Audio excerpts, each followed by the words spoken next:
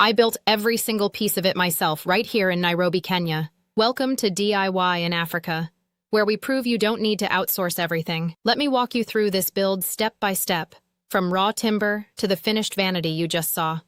The first thing I did was build the basic cabinet box, 4 sides, a middle shelf, open front.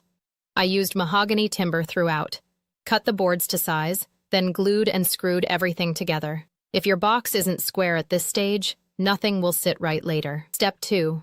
Internal compartment. I added shelf dividers using plywood, splitting the lower section into 2 compartments.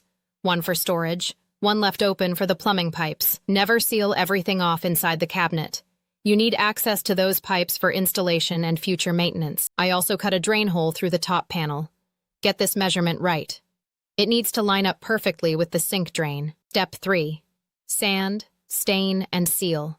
Start with 60 grit sandpaper, then 120 grit for a smooth finish. A bathroom is a wet environment. Before any permanent drilling, I placed the sink on top to check positioning. Check the overhang on all sides and make sure the cabinet is perfectly level. Always fix problems while everything is still movable, not after you've drilled into tiles. Step 5.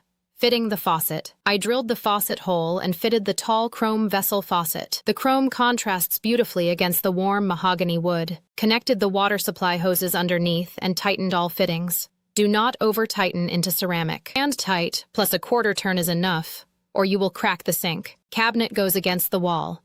Plumbing connected underneath. I ran GP sealant around the sink base and along the wall edge. Left it to cure overnight, and here it is.